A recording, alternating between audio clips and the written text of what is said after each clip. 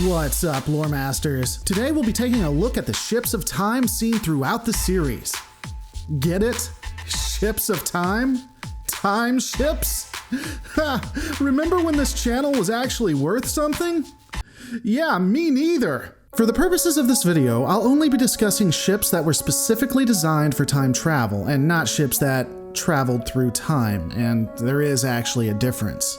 And while we get into it, to eat the tiniest bit of crow, I need to correct the record. I have historically stated that I thought the Federation no longer existed in the 31st century. This was due to quite a few different bits of dialogue from Time Agent Daniels throughout the series of Enterprise. However, it would appear that after breaking down time travel in the series Voyager and Enterprise and looking at the different vessels, I was wrong. The first ship we find may or may not be an actual time ship.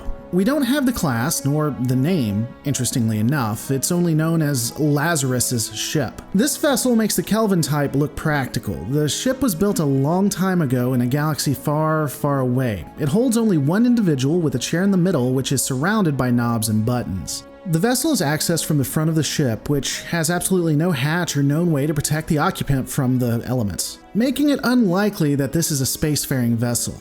The ship can be powered through dilithium crystals and is able to travel through time and enter into what's known as the negative magnetic corridor, which is where there are people who are opposite of those who exist in the positive magnetic realm or whatever. I never really got how the two realms worked, but it's definitely not the mirror universe. Anyway, the ship has no weapons that I could determine and apparently was a plot device.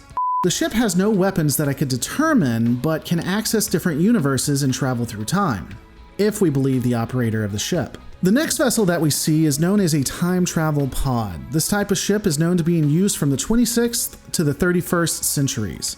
These pods are most likely generally only used by civilians, specifically scientists and historians. Ships from the 26th century are made of a plasticized titanium mesh and emit a temporal distortion when in use. The interior of the vessel has at least two chairs, and both of these chairs are in front of different consoles which are brightly colored. The 31st century model would confirm the Federation-Gallifreyan alliance that would result in the last great time war, ultimately forcing the Doctor to time-lock the planet of Gallifrey. But that's a video for another time.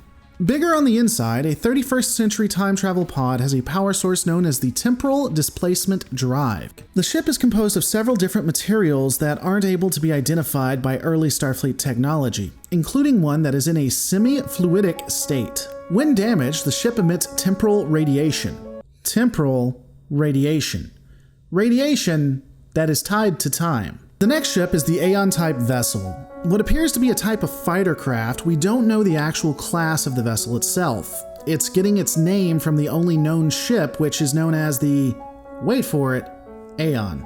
A Starfleet vessel, the Aeon type, is powered by a temporal drive that is able to open up rifts. The ship would then travel through these rifts to get to the designated time they wanted to go. The ship also has a subatomic disruptor energy weapon because I guess Federation vessels use disruptors in the 29th century now. The ship is equipped with a hyper-impulse drive, which I have no idea what the fuck a hyper-impulse drive is, because the ship came from Voyager and giving background information isn't exactly the strongest suit of that series. But even though it would have a super-duper hyper-impulse drive that probably is powered at 1.21 gigawatts, the ship apparently utilizes a regular warp drive. The vessel has a single occupant cockpit with one console and display.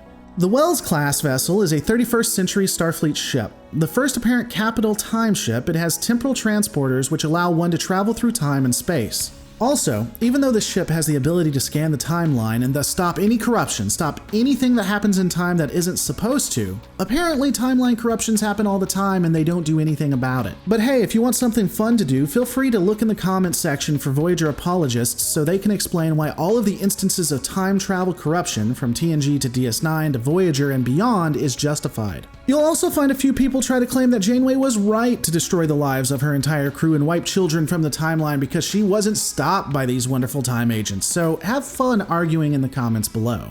Lastly, I want to take a moment to talk about the Enterprise J. Historically, I have vivaciously stated that the Enterprise J was a time ship that didn't serve in any battles against the Sphere Builders.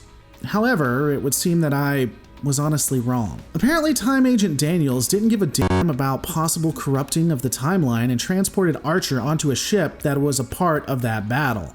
Because fuck if they get caught, am I right? So I was wrong, and it honestly isn't the first time. Unfortunately, time ships and time travel have always been a plot device and not something they tried to really explore. Because of this, we don't really have a lot about these ships or really what the Federation looks like in this time period. But what do you guys think of what we do know? Let me know in the comments below. And as always, remember, ultimately we're all just stories in the end. Make yours a good one.